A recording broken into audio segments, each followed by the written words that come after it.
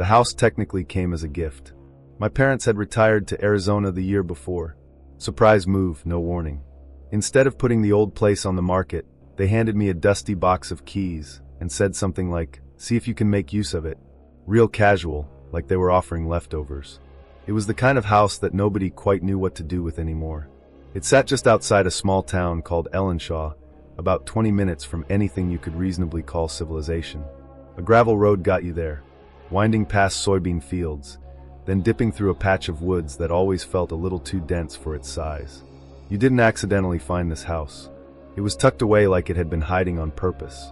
We'd used it as a summer place when I was a kid, weekends here and there mostly. I remembered fireflies, mildew, and the sound of raccoons clattering around in the attic. It was charming in that very specific way childhood memories are, even if the place itself had always been a little rough around the edges. I moved in thinking it would be temporary, fix it up, maybe rent it out. Worst case, I'd just flip it.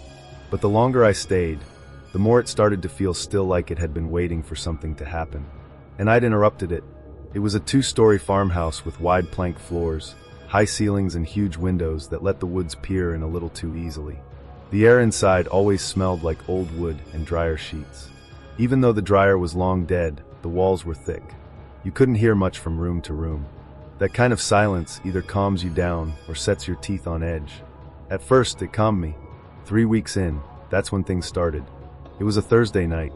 I'd spent most of the afternoon painting the back guest room, a color that had looked soft and minty in the store, but turned out straight up hospital green. I was wrecked.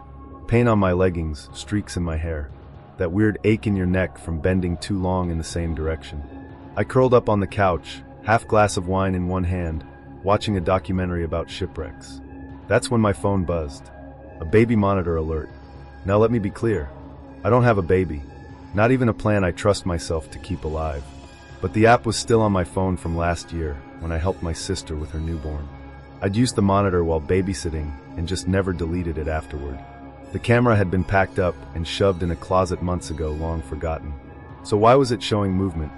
At first, I thought it was just a leftover notification. Sometimes apps glitch. I opened it. The screen was black. I was about to close it when I heard something. A voice. Crisp and close, like someone speaking into a mic 2 inches from their mouth. Just a second. I'll be right there. It wasn't the TV. I had paused the documentary. There was no sound in the room except what came from my phone. I just sat there for a second, my wine glass tilted in my hand. Then came another line. Hang on, same voice, same weird closeness, like it was speaking from inside the room, but filtered through something small. I closed the app immediately. My heart was beating harder than it had any right to. I set the phone down like it might bite me and walked down the hallway toward the guest room. The paint still smelled sharp. The door was cracked open just like I'd left it. I pushed it wider and stepped in. Nothing looked touched. I walked over to the closet. Closed. I was positive I'd shut it after storing the box in there, but it felt heavier now, like the air on that side of the room had thickened. I opened it. The cardboard box sat exactly where I remembered. Top shelf, under an old fleece throw. I pulled it down, sat on the edge of the bed, and peeled the tape off with shaking fingers. Inside was the camera. Cracked. Dusty, still wrapped in bubble wrap. No lights, no battery. Definitely not plugged in. And yet the app was still open on my phone, still playing that audio like it had more to say.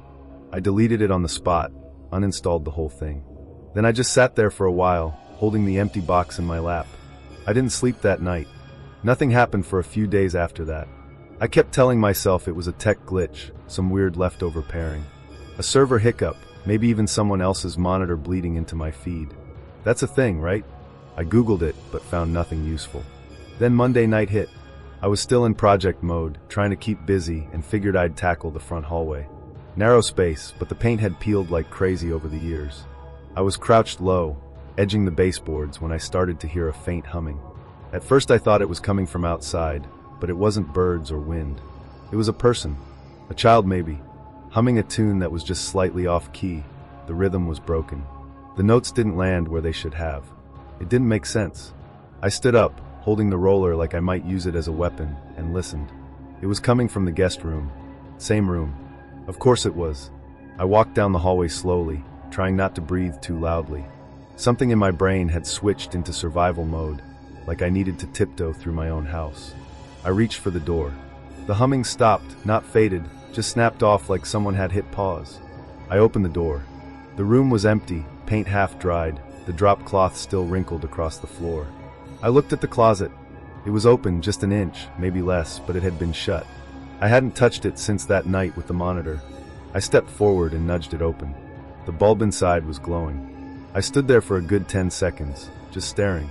It was a pull string, no wall switch. No way it could have turned on by itself unless someone had physically pulled the cord. I finally reached up, yanked the string, and shut the door. Then I locked it from the hallway and slept on the couch again, with every hallway light on and a kitchen knife under the cushion. After that, nothing happened for a while. 3 days quiet. No noises, no alerts, no voices. I almost let myself believe it was over. I almost let myself go back to normal.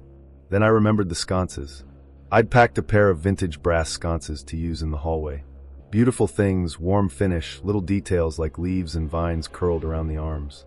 I remembered labeling the box, fragile lighting, but I couldn't find it.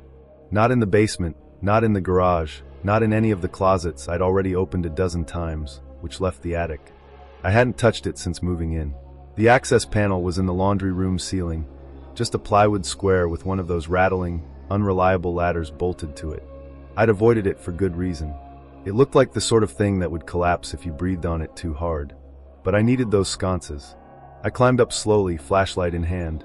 The air hit me like a wall, hot, dry and thick with that musty insulation smell that coats your throat. The attic was a mess. Boxes stacked at weird angles. Furniture draped in sheets. Random bins with labels I didn't recognize. Some written in handwriting that definitely wasn't mine. I moved through slowly, brushing insulation from my arms, aiming the flashlight at each corner like I expected something to flinch. I found the box wedged behind an old coat rack. Same label. I smiled, proud of myself for remembering. I opened it. There they were. Perfect condition. I reached in and heard wind chimes, not distant. Not outside, right behind me. Soft and tinkling, like a breeze had swept through a porch that didn't exist. I froze. I don't own wind chimes. Not in the attic. Not anywhere on the property. The flashlight wobbled in my hand. I turned around slowly. Nothing had moved. No drafts. No open windows. The air fell dead. Then came the crash. Something heavy and metallic slammed down across the attic. Not right beside me, but close enough that I nearly dropped the box. I spun around with the flashlight, light shaking across every box, every blanket, every dusty shape in that place. Nothing. Everything exactly where it had been. No fallen chair, no tip shelf. I didn't close the box. Didn't put anything back. I backed toward the hatch, climbed down the ladder 2 steps at a time, and dropped onto the laundry room floor without looking back. Then I walked out the front door and sat on the porch until the sky turned gray.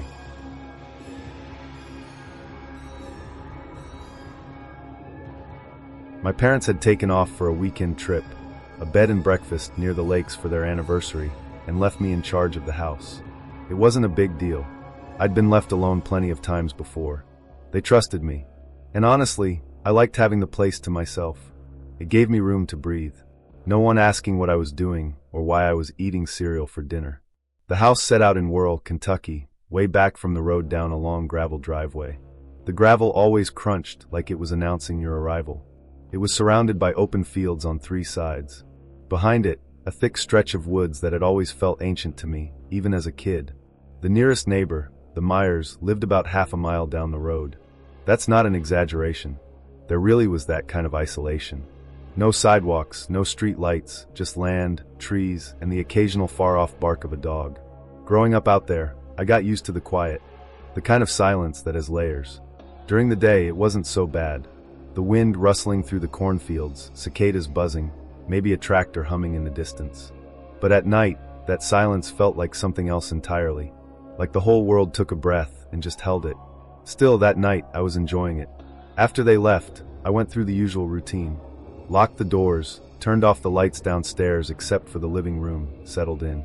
I made a snack, turned on the TV, and planted myself on the couch. I wasn't even watching anything in particular, just flipping through channels, half watching reruns, half scrolling on my phone. I kicked my feet up and let myself go limp. It felt good. Somewhere around midnight, I got up to grab another snack, some crackers, maybe leftover wings from the fridge. On the way back, something caught my eye. The front door. The bolt was unlocked. I stopped mid-step, snack still in hand. That didn't make sense.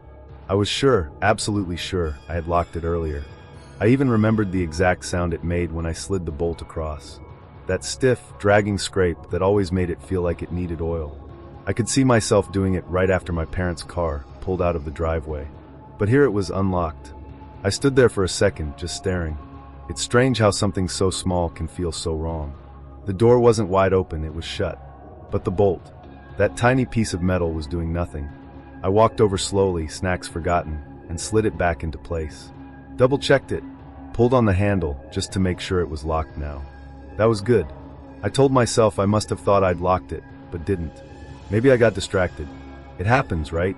Still, something about it nagged at me. I went back to the couch, turned the TV on again, and tried to forget about it. But the show-some crime drama I didn't even like just became background noise. I kept glancing at the door like it might do something on its own. It didn't. Nothing did. About an hour later, I got up again, this time just for water. The kitchen's at the back of the house. And to get there, you pass the back door. It has one of those old-fashioned latches. Noble, just a hook you loop through an eye. Not exactly Fort Knox, but out there good enough. Or at least it should have been. The latch was undone. The door was pulled just slightly ajar, not open, not swinging, but resting against the frame like someone had closed it gently without locking it. That door doesn't stay shut on its own. The wood swells in the humidity, and you've got to lean into it to get it closed right. Earlier that night, I slammed it shut. I remembered the sound. I remembered the vibration through the floorboards, but now it was just open. This time I didn't shrug it off. I stood there for a full minute, holding the glass of water, heart pounding. Every part of me tried to come up with a reasonable explanation. Wind? No. The trees weren't even moving. Maybe I hadn't latched it, but I always latch it. I'm the paranoid one in the family when it comes to that stuff. I stepped forward, closed the door again, leaned into it until I heard the thud, then slid the hook into place. I jiggled it, held it. It stayed. Good. Then I walked back through the hallway. That's when I saw the mirror. It's a narrow little thing, more decorative than useful. I'd passed it 1,000 times. Usually I just caught a glimpse of myself and kept walking, but this time I stopped. I'd raised my arm to fix my hoodie. Nothing dramatic, just tugging the sleeve back from my wrist. But in the mirror, there was a delay. A fraction of a second, but it was there. I moved again, slower this time, and watched. Same thing. The reflection followed, but just a hair behind. I leaned in, blinked, waved my hand. There was again a lag, like watching a live stream with bad connection. My heart tapped faster. I told myself it had to be my eyes. I'd been staring at the TV too long. Maybe it was some optical trick. The hallway light above me flickered sometimes. Maybe it was that. I turned the light on fully. No flicker. Then I walked away from the mirror. But I left the light on behind me. Didn't say why. I just didn't want the hallway dark. The house was still. Too still. No voices, no creaking floors, no clatter of dishes. Just the low hum of the fridge, and the tick of the old wall clock above the stairs. It felt like the house was holding its breath again. Then, just as I lowered myself onto the couch, I heard it. One loud creak from the stairs, right in the middle. That one step that always groaned the worst, the one you couldn't sneak past. It wasn't the house settling. I know that sound. This was deliberate. A single heavy press. Then silence. I didn't move at first. Just sat there, stiff as a board. My ears strained so hard I swear I could hear my own blood. I scanned the room for anything I could use. My eyes landed on the fireplace poker. Not ideal, but better than nothing. I picked it up, and my fingers wrapped so tight around the handle they started to hurt. The stairs stood ahead of me, barely visible from where I sat. Every step creaked if you looked at it too hard, and right then, they might as well have been a cliff's edge. But I moved. Step by step I climbed. Each board groaned under me, like it was announcing me. I kept the poker out in front, like I thought someone might jump. But no one did. The hallway upstairs was dark. I flicked the light on. All the doors were open. My bedroom, my parents' room, the bathroom, each one empty. I checked them all, even under the beds like I was 12 again. Nothing. No strange smells, no open windows, no sign of anyone. Still, I didn't feel right. I came back downstairs and didn't bother with the TV this time. I just sat there, gripping the poker, listening, and then I saw it. The mirror. I wasn't moving. I know I wasn't. I was sitting still. staring down the hallway. But in the mirror, my reflection moved. Just a little. It tilted its head to one side. Not a big tilt, just a curious slow shift, like it was watching me. I didn't tilt my head. I froze. Completely still, eyes locked on the glass. My throat dry, my palms slick. I don't even remember deciding to drop the poker, but suddenly it clattered on the floor. A loud echoing clang. I ran, didn't think, didn't grab my phone, didn't lock the door. I just yanked it open and sprinted barefoot down the driveway, gravel digging into my feet the whole way. I didn't stop when I hit the road.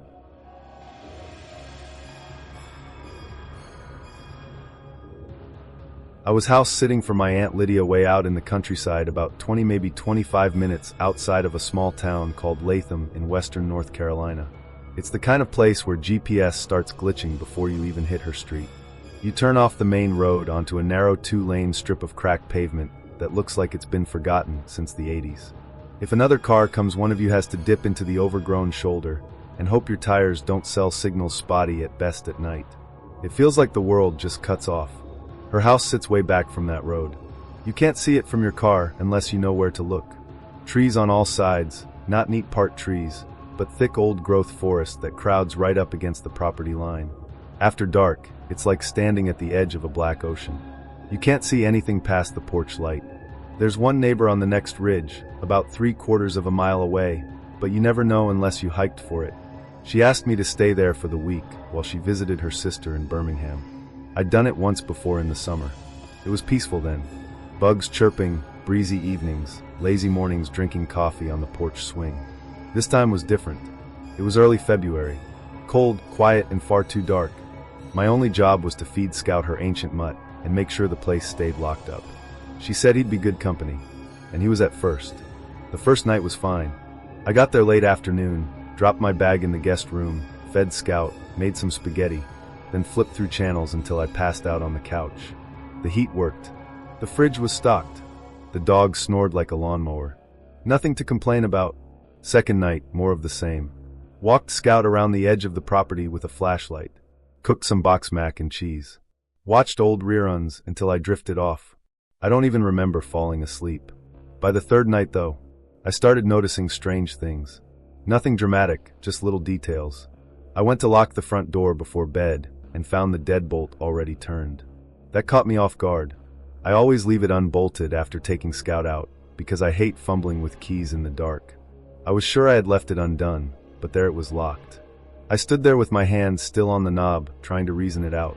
Maybe I did it without thinking. Maybe I went back and locked it and forgot. I've done dumber things. So fine, I brushed it off. The next night, I made a point. After Scout's walk, I very deliberately left the bolt undone. I even said it out loud, leaving this unlocked, just to make sure I'd remember. An hour later, I went to check. It was locked again. No sound, no footsteps, no creaks or clicks, just a locked door where I knew I hadn't touched the bolt. Scout sat beside me, head tilted, ears twitching, staring straight at the door like he was listening for something. I felt that strange sensation like being watched. Not from outside, but from inside, like something was already in the house, watching us. I backed away and tried to make a joke. Something dumb like, "Guess we've got helpful ghosts." But it didn't feel funny. On the 5th night, I decided to test it. I brought a dining room chair into the living room and set it facing the front door. Sat down with a blanket. Scout curled up next to me, both of us quiet. The bolt was definitely unlocked. I checked it twice. Half an hour went by. Nothing. Just the buzz of the fridge cycling and the occasional creak of the house settling. Then, without warning, the bolt turned. Click. It wasn't fast. It slid into place, slow and careful, like someone had twisted it from the inside. I stared, frozen. I'd seen it. I saw it happen. Scout jumped up, nail scraping the floor. He growled, a low, serious sound I'd never heard from him before. His whole body stiff, head low, eyes locked on the door. I didn't move. I don't think I even blinked. I just sat there until the sky started to lighten, and Scout finally laid back down, still watching that door. The next day, I searched the house. Every closet, every cabinet, the crawl space under the back deck, even the garage. Nothing. No signs of forced entry. No broken windows. Nothing missing. I even checked the attic. Just dusty boxes of Christmas decorations and a few mouse traps. Still, when night came, that pressure returned. Like something was waiting. I was standing at the sink doing dishes when I heard it. Footsteps. Clear, heavy, steady. Above me. Except there's no upstairs. The house is one level. Always has been. I turned off the faucet. Didn't dry my hands. Just stood there dripping, listening. The steps were slow. Not pacing. Wandering. Measured. Measured. Not an animal. Just footstep after footstep after footstep. Scout backed into the far corner of the kitchen, teeth bared, growling. His eyes tracked something I couldn't see. The steps faded. Later that night, I took laundry down to the basement. The staircase was narrow and steep, like walking into a cave. I was halfway down when I saw it. The pull chain on the ceiling light was swaying, not wildly, just moving like it had been flaked. That bulb doesn't move unless something touches it. The air was still, and the chain just swung. Smooth arcs, creaking. I turned and ran up the stairs, shut the door, locked it, didn't finish the laundry. By the 6th night, I was barely sleeping. Scout stayed in my room, restless, ears twitching at every sound. Around midnight, he started whining at the door, pawing at it, tail down. I stepped into the hallway, heard a faint sound from the kitchen, metal on metal. The silverware drawer was open. Every fork, knife, and spoon had been taken out and lined across the counter. Parallel, perfect spacing. I hadn't touched that drawer all day. I didn't clean it up. I turned off the kitchen light and went back to bed. Scout followed, glancing back like he expected something to follow. Then came the last night. I woke to barking. Not alert barking. Scout was losing it. Snarling, lunging in the back door like he wanted to break through it. On the porch, there were footprints. Bare, human wet footprints. Leading from the grass, up the steps, across the boards. They stopped at the door, but they didn't lead away. No return prints, no drips, no splashes. They just ended. I opened the door without thinking. Nothing. The porch was empty. Trees still. Trees still. Grass unmoving. But the prints soaked into the wood. Fresh as if someone had just been there. I slammed the door and threw the bolt. Before I could breathe, I heard movement. Behind me, footsteps. Inside the hallway. Slower than mine. Heavy. Dragging with each step. Like someone walking on a numb leg, I couldn't turn around. My body locked. Adrenaline screaming. Then I moved, grabbed my keys, scooped Scout into my arms, bolted through the front door without even closing it. I didn't stop driving until I was back in my apartment. Locked the door, pulled the blinds. Scout pressed against me like he thought the floor might open. In the morning, I called Aunt Lydia, told her everything. Didn't leave a detail out. She didn't sound surprised. Just quiet. Then she said, calm as anything, don't worry too much. That house has always been strange. When I asked what she meant, her voice went cold. Told me to let it go. Said she didn't want to talk about it.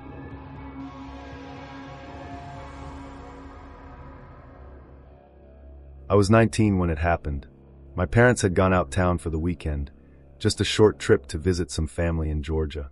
Nothing unusual. They did it every now and then, usually just for a couple of days to catch up with relatives and recharge. This time felt different though, mostly because it was the first time they were leaving me completely alone in the house since we'd moved to Ashfield, a quiet little town tucked deep into the hills of Kentucky. I remember feeling kind of excited about it, not in a wild throw-a-party kind of way. More like I finally had the whole place to myself. No curfews, no small talk over dinner, no background noise from the TV my dad always left on too loud. Just quiet, just space. I thought it would be nice, peaceful. The house sat way off a country road, buried in a patchwork of trees and rolling hills. You couldn't see the neighbors from our porch. And once you turned off the main road, there weren't sidewalks or streetlights anymore.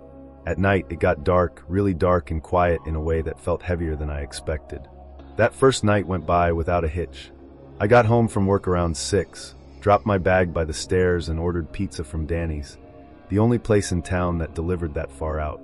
I kicked off my shoes, stressed out on the couch, and let a marathon of old thrillers play while I stuffed my face with greasy slices, and drank too much soda.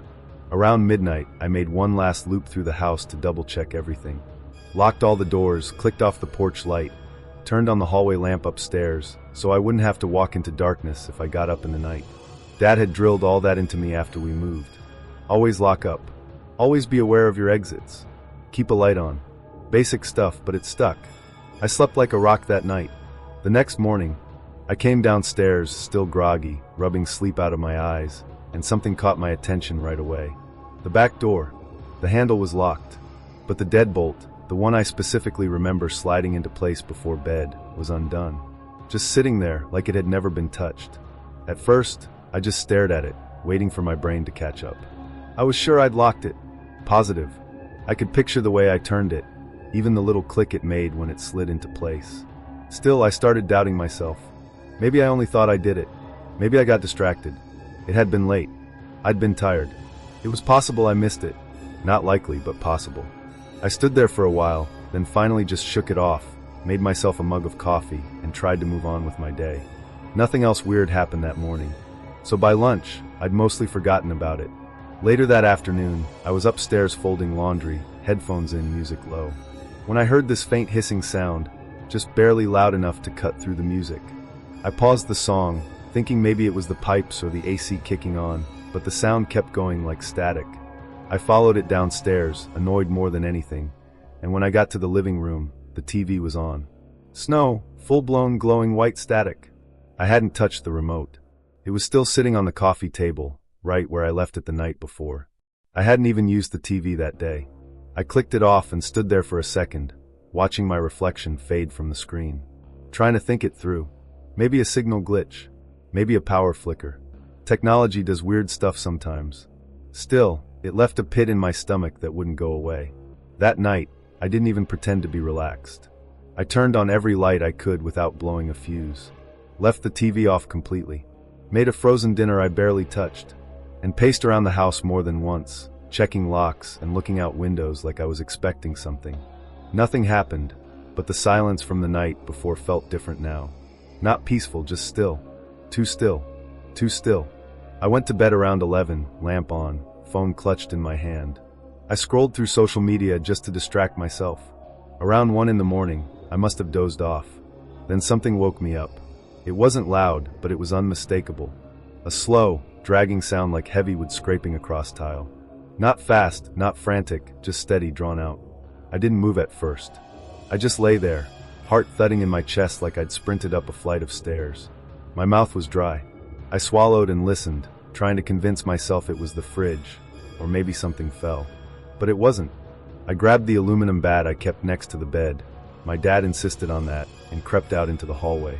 Every floorboard felt like it screamed under my feet. I eased down the stairs, one at a time, holding my breath. The kitchen was dark, but I saw it right away. One of the chairs at the kitchen table had been pulled out, not all the way, just a few inches. But it was angled weirdly, not like someone had just used it. It was turned slightly toward the back door. I stood there staring at it, frozen, my brain catching up to what my eyes already knew. I hadn't moved that chair. I hadn't touched it all day, and even if I had, I never left chairs like that, angled, pulled out, like someone had just been sitting there. My hands shook so badly it took me 2 tries to push it back in. I checked the back door again, still locked, deadbolt too. I didn't go back to bed. Instead, I went upstairs, turned on every hallway light, and sat on my bed gripping the bat until my arms ached. And that's when I saw it. The bed. I jumped out in such a rush earlier that the sheets were tangled, the blanket half hanging off, but now it was neat, perfectly made. The blanket pulled up, the top sheet folded down in a smooth line. The pillows fluffed. I hadn't done that. I know I hadn't. That was enough. I threw everything into a duffel bag, didn't even care what I grabbed. Phone, charger, toothbrush, clothes. I grabbed my keys, locked the door behind me, and peeled out of the driveway, like something might follow me if I hesitated. I drove into town and parked in front of my friend Nate's apartment. Called him twice before he picked up. Even then I had to convince him I wasn't just being paranoid. I slept on his couch that night with the bat still in my hands. I stayed there until my parents got back Sunday night. When they walked in, I told them everything. My mom looked worried, but my dad tried to be the calm one. He walked through the house, room by room, checking locks, windows, even the attic. Nothing. No signs of a break-in. Nothing missing. No weird footprints outside. No damage. Just a normal house. We were in the kitchen when he started making jokes. Just little things to ease the tension. I forced a smile. Even laughed once. Then we looked at the table. The same chair pulled out again, angled slightly toward the back door. That was it. We ran. And I haven't stayed alone in that house since.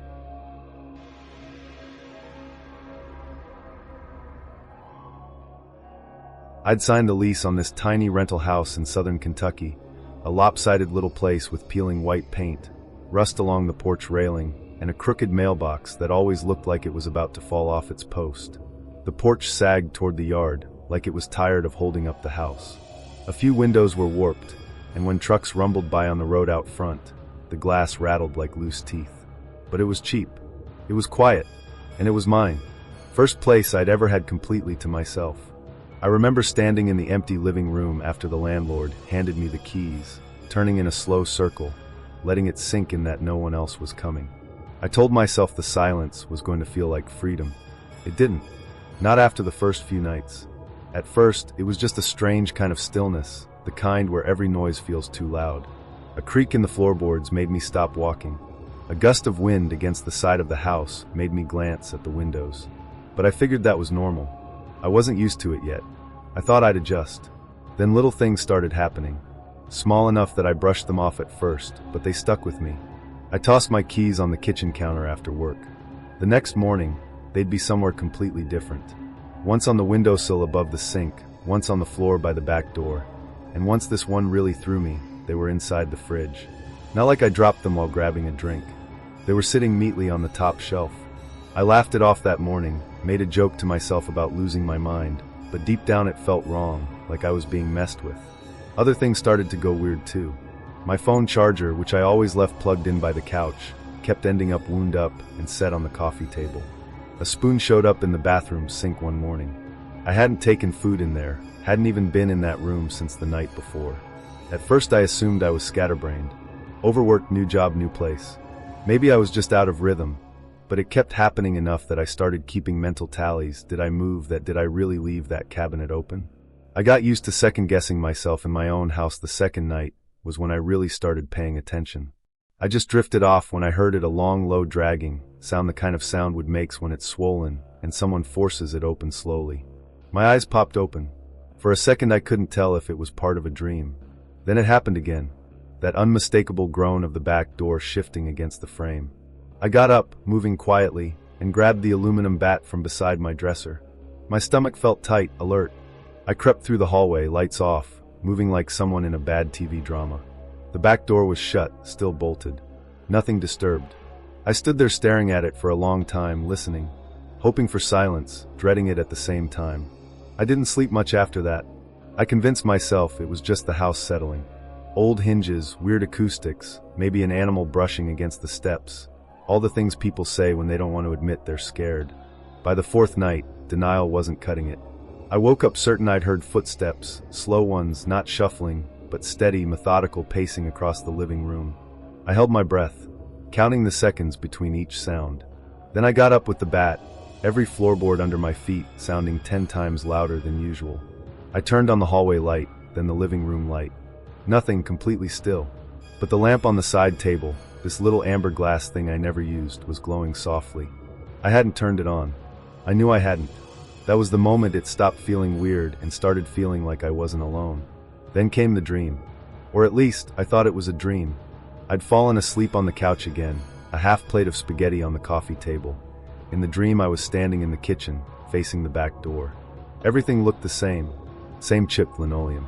Same smudge on the wall I'd never been able to scrub off. I was frozen. Couldn't move, couldn't speak. Just stood there watching as the deadbolt slowly slid open on its own. The metal scraped so sharply I could feel it in my teeth. Then the doorknob began to turn. I woke up with a full-body jolt, sweating through my shirt. I sat up trying to calm my breathing. Then I noticed the kitchen light was on. I never left it on. I walked in shaky, and there it was. The back door. Unlocked. I know I locked it. I know I locked it. I even remember thinking, I'll triple check just in case. After that, things ramped up. I started going through a ritual every night, checking each window. Bolting both doors, moving furniture slightly to see if it shifted.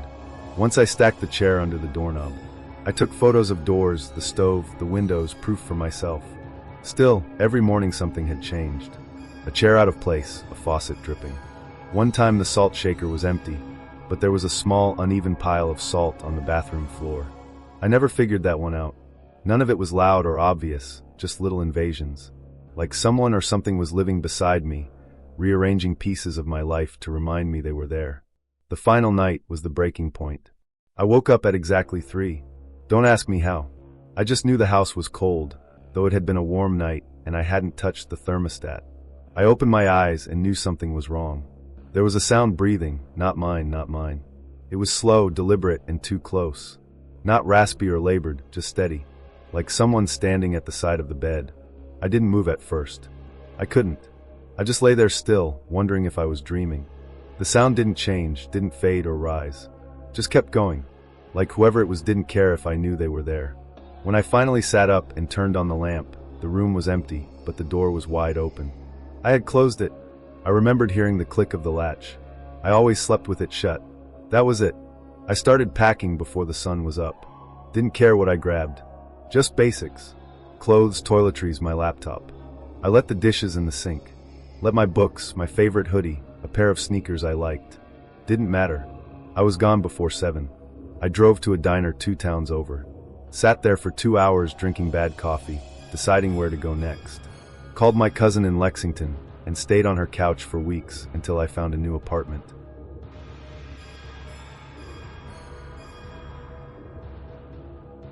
I was 23 when I stayed alone in that farmhouse outside Maple Hollow, Tennessee. Even now, years later, I still get that knot in my stomach when I think about it. You know, that slow creeping dread that settles in your gut before your brain even realizes why you're uneasy? That's the feeling I get every single time I remember that week. The house belonged to my Aunt Elise. She'd owned it for years, inherited it from her mother. She loved the quiet, said it was peaceful, good for the soul. Personally, I always thought it was a little too quiet. But when she asked me to house it while she went on a trip with her partner, I didn't hesitate. She'd done a lot for me over the years. Besides, I figured a week of solitude wouldn't hurt. I could catch up on reading, maybe finally finish that project I kept putting off. It sounded simple enough.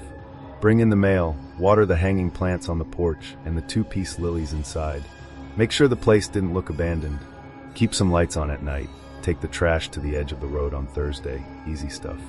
Aunt Elise even left the checklist on the fridge with little notes and smiley faces, like she expected me to get bored and forget. I pulled up late Friday afternoon. It was just starting to cool down for the evening, and the light was fading fast. The driveway curled off the main road like a narrow tunnel through bare trees. Some of them looked half dead, gnarled and leaning, like they'd been holding up the sky too long. When the trees finally opened up, the house came into view. 2 stories, faded red siding, a porch wrapped around the front like a crooked smile, the kind of house you'd seen in old photograph where nobody smiled. I carried in my stuff, just a duffel bag, my laptop, some groceries, and a bottle of wine I never ended up opening. Inside, the house was exactly how I remembered it. Cozy but old, floorboards that groaned under your feet. Floral curtains that never quite stayed in place. A faint smell of lavender mixed with whatever the last candle had been. I made a sandwich, tossed my bag on the guest bed upstairs, and set up at the kitchen table with my laptop. The Wi-Fi was surprisingly decent for how far out we were. I got through some emails, made a to-do list, even started drafting the outline for a freelance article I'd been procrastinating on. That first night was quiet, uneventful. I remember thinking it was going to be a good week. Peaceful, no distractions. But then, just after midnight, something changed. I was sitting on the couch in the living room, scrolling through my phone with the TV on low. That's when I heard it. This sharp series of clicks from the front door. Not knocking, not tapping, clicking, clicking, like someone pressing buttons on a keypad lock. Only there wasn't a keypad. I stared at the door, not moving, just listening. The clicks kept coming. 3, maybe 4 in a row. Then a pause. Then a heavy metallic clunk, like someone trying the handle. Trying it again. A scrape. Another pause. It sounded intentional. Not frantic or rushed, deliberate. I stayed completely still on the couch, barely breathing. Every muscle in my body had gone rigid. The sound stopped after maybe a minute, but I didn't get up. I couldn't. I just sat there staring at the door like something was about to come through it. Eventually I got up the nerve to peek out the window. Of course, there was nothing there. No car in the driveway, no movement in the trees. Just that eerie stillness that feels less like peace and more like the world holding its breath. I left every light on that night. Didn't even pretend to go to bed. I sat up at the kitchen table until I couldn't keep my eyes open anymore, and finally crashed on the couch around 4 in the morning. When I got up the next day, the first thing I did was check the porch. The frost hadn't fully melted yet, and that's when I saw them footprints, deep ones, fresh press right into the thin glaze of frost on the boards leading directly to the front door. They weren't mine. They were heavier, wider. The steps didn't wander or turn. They just went straight to the door and stopped like whoever had been out there stood there for a while watching, waiting. I followed them down into the yard, and then nothing. They just stopped. No trail leading away. No return path. They didn't veer into the trees or fade. They just ended. I stood there in the cold for a long time staring at that last footprint. It felt impossible, like I'd walked into a dream halfway through, but it was real. I even took a photo of the prints, though I've never shown anyone. The rest of the day I spent doing busy work. Cleaned the kitchen, swept the porch, watered the plants twice even though they didn't need it. Anything to make the house feel normal again. I kept telling myself the sounds from the night before could have been something mechanical. The furnace, pipes, maybe some kind of animal messing around outside. But every time I passed that front door, my stomach knotted up again. I couldn't shake the feeling that someone had been there. Someone who genuinely believed they were supposed to be let in. That night, I decided to go to bed earlier. I figured maybe being alone was just making me anxious. I brought my phone and a flashlight up with me and left the lamp on next to the bed. The room stayed warm from the old baseboard heater. I remember lying there trying to read, pretending not to jump at every small creak the house made. For a while it was fine. Then, maybe an hour after I shut my eyes, the doorknob to my bedroom turned. It wasn't subtle. It rattled sharply. Once, twice, like someone give it a good shake, and then paused. Then another rattle. I sat bolt upright, heart thudding so loud it drowned out everything else. I couldn't move, couldn't speak. I just stared at that doorknob, expecting it to turn all the way, expecting the door to swing open any second. But it didn't. The movement stopped. The silence came back. I sat there, frozen in bed, trying to listen past the ringing in my ears. I didn't hear footsteps, no creaks, just nothing. Eventually I made myself get up, legs trembling, and flipped on every light in the hall. It was empty. Bathroom door still cracked open. No sign of anything. I checked every window and door in the house, every latch, every lock. All of them were still shut. Nothing broken. No signs of forced entry. But that didn't make me feel better. It made it worse. Because something had clearly been inside, I tried to calm myself down. Maybe it was a draft, maybe a loose hinge. I went back to my room, sat on the bed, took a deep breath. Then something slammed. It came from the bathroom. A loud, sharp bang, like a door being thrown shut. I jumped up and rushed across the hall, flashlight in hand. The bathroom door was wide open. Just gently swaying on its hinges, the way I'd left it, I stood there, staring into the empty bathroom, and felt something shift in me. That was the moment I stopped trying to rationalize. I knew then without a doubt that I was not supposed to be there. I packed so fast, I don't even remember doing it. Clothes stuffed into my bag without folding. Laptops shoved between socks. I barely glanced at my aunt's checklist, just did the basics. Thermostat down, curtains drawn, porch light left on. The house stayed completely silent. Like it was watching me pack. Like it was satisfied, I'd finally figured it out. I walked down the stairs one slow creaking step at a time. Every sound echoed too loud. When I finally stepped outside, the cold hit me like a splash of water to the face. And then I realized how still it was. Not quiet. Still no wind, no night animals. Just frozen air, and that awful silence pressing in around me. I threw my bag in the car, started the engine, backed out of the drive.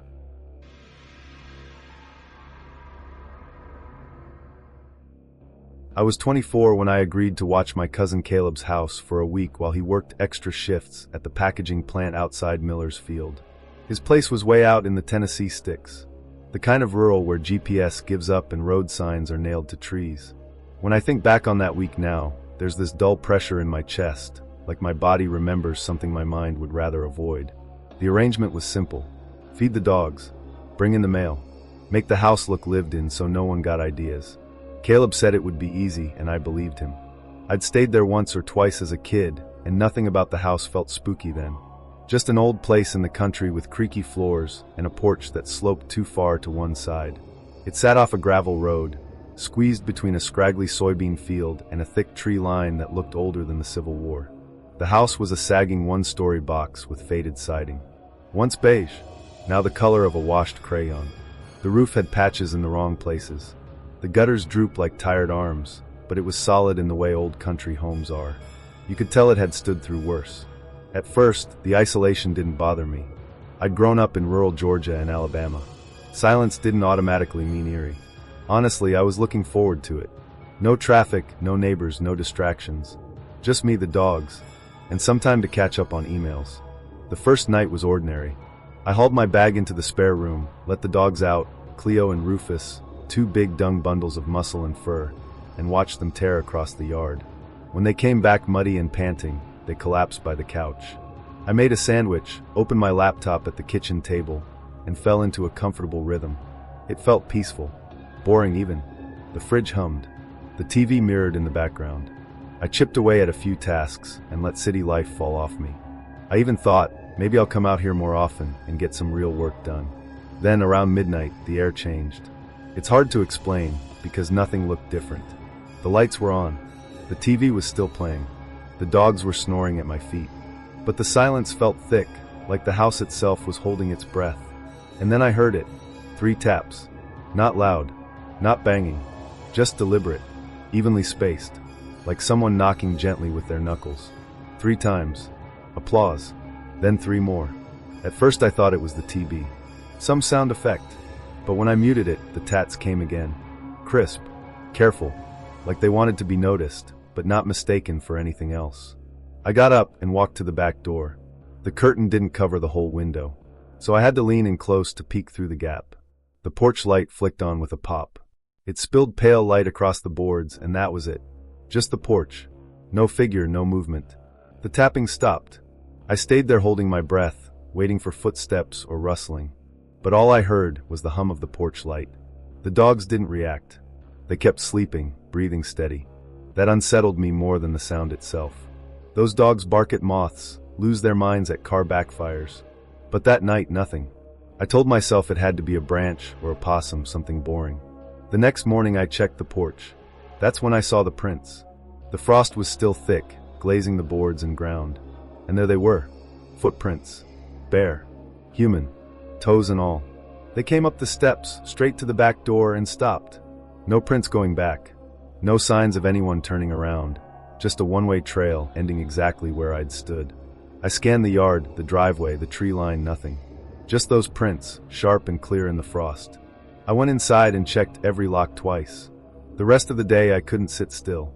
I cleaned the kitchen, vacuumed rugs that didn't need it. I even alphabetized the spice rack, though I never touched a single spice. Every time I passed a window, I glanced out, expecting I don't know what. That night, I didn't even try to relax. I turned on every light, left the TV running, the radio in the kitchen, YouTube on my phone. Cleo and Rufus stayed unnervingly close. Cleo even rested her head on my lap. Every creak of the floor made their ears twitch. I scrolled my phone, pretending the house felt normal. Then at 1:30, the front doorknob rattled, not gently, not like the wind. This was sharp, firm. Someone twisting with intent. The metal scraped in its socket. The dogs exploded, barking with their teeth bared, eyes locked on the door. The knob rattled harder, then stopped. Dead. My heart pounded so hard I thought it might shake something loose, and then I made the worst choice possible. I grabbed a flashlight and checked every door and window. Everything was locked. Nothing broken. No one outside, which was somehow worse. Whoever had touched that knob had been right there. Inches away, I barely slept. I paced the hall with a baseball bat in one hand, flashlight in the other. The dogs paced with me, ears low, tails stiff. We must have looked like a ridiculous little marching squad. Sometime after 3, I tried lying down. But before I could close my eyes, the house shook with a slam. It came from the bathroom at the far end of the hall. A violent crash, like the door had been thrown open hard enough to hit the wall. My heart stopped. The flashlight shook in my hand as I walked toward it, dogs growling low, but when I reached it, the bathroom door just hung there, swinging gently. Exactly the way I had left it earlier. That was it. No more excuses about pipes or old wood. The house didn't want me there. I packed in a frenzy. Clothes shoved into a bag. Laptop grabbed, with the charger trailing behind me. I left every light on. Didn't care. Didn't even check if the fridge was open. The dogs were barking again, not wildly this time, but low and steady, their eyes fixed on the walls. I clipped their leashes, yanked them out the door. The moment we hit the yard, I felt it again. That heavy, smothering stillness. No wind, no insects, no night sounds at all. Just silence thick enough to feel. I didn't look back. I couldn't. We loaded into the car. I floored it down the gravel drive, and didn't slow until we hit pavement. When Caleb got home, he texted asking why I left early. I told him I had a deadline in Nashville.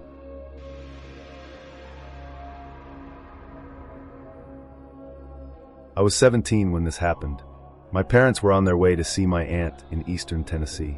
It was about a 4-hour drive from our place in Mercer, Kentucky, and they planned to stay the night. That wasn't unusual. They had made that trip before, and I had been left home alone more than once. I usually didn't mind. It meant freedom, no questions, and no one reminding me to clean my room or unplug the toaster. But being alone in a house tucked against the woods feels different at night. In the day, the quiet is peaceful. At night, the quiet feels too deep, like silence that doesn't want to be broken. You notice more. The creaks, the clicks, the faint buzz from the old hallway light that flickers sometimes. Things that wouldn't matter in daylight suddenly feel personal when the sun goes down. Still, I told myself to relax. A mini staycation. No school tomorrow. It was Friday night, so the weekend stretched ahead. I grabbed 2 slices of leftover pepperoni pizza, poured a soda, and settled onto the couch. I flipped through Netflix until I found some random sci-fi show I had half-watched before. Aliens. Bad dialogue. It was just background noise. By the time the second episode started, it was past 11. I was curled under a fuzzy blanket, one sock off, the other foot dangling over the armrest. The house had gone still. So still that even shifting my weight made the couch springs groan too loud. Every movement echoed. I heard the refrigerator hum in the kitchen, the steady tick of the wall clock, even a faint buzz of a fly trapped behind the curtain. Things I usually ignored. Around midnight, I paused the show and got up for another soda. Passing the front door, I stopped. It was cracked open, not wide, just enough to see a sliver of the porch and feel a thin ribbon of cool air drift in. At first I thought maybe it hadn't latched, but I was sure I had locked it earlier. My dad drilled that into me, locked the doors. Always. No exceptions. I stepped closer. The knob turned easily. It was completely unlocked. I shut it hard, twisted the deadbolt until it clicked, then yanked the handle twice. Locked. Definitely locked. Definitely locked. Weird but not impossible. Maybe I hadn't closed it right. Maybe the wind caught it. I went back to the couch, but now the TV was off, not just muted, completely off. No blue standby light, no menu bar, just black. The remote was still on the armrest. I pressed the power button. The screen blinked back to life right where the episode had left off, but there was no sound. The volume bar went up, but nothing came through the speakers. I told myself it was the wiring. The house was built in the 70s.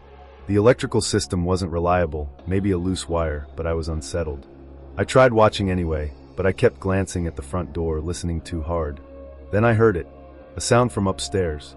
One single scrape, long and low, like something heavy dragging across the floorboards. Then silence. I froze, completely still. Upstairs only had 3 rooms. My bedroom, the spare bedroom. Tiny bathroom we barely used. I hadn't been up there since earlier in the day when I grabbed a hoodie. I sat on the couch for 5 minutes staring at the ceiling. Maybe something fell. Maybe a hanger in the closet. Maybe even the neighbor's cat, though that would have been a mystery of its own. Finally, I grabbed the heavy-duty flashlight from the drawer. The one my dad uses when the power goes out. I started up the stairs. Each step creaked under my weight. The hallway felt narrow, tighter than usual, like I needed to turn my shoulder slightly. My bedroom door was shut just like I left it. The spare room was cracked a foot the way it always was. I shone the flashlight inside, boxes, old blankets, a busted dresser we never moved out, everything the same. Then I turned to look at my room. The door I knew I had shut. It was wide open. I froze, not breathing. I walked over, closed it, turned the knob until it clicked, and jiggled it once to be sure. Latched. Then I hurried back down the stairs, not pretending to be calm. On the couch again, I grabbed the remote and flipped channels. I wasn't watching. I just wanted sound. Commercials, game shows, infomercials. It didn't matter. But minutes later, the TV cut out. No fade. No glitch. Just black. Just black. The power light gone. Silence. And then the scraping started again. This time, it wasn't upstairs. It was in the kitchen. I froze. The sound was heavier now, lower to the ground. Something thick dragging across tile in short bursts. I gripped the flashlight.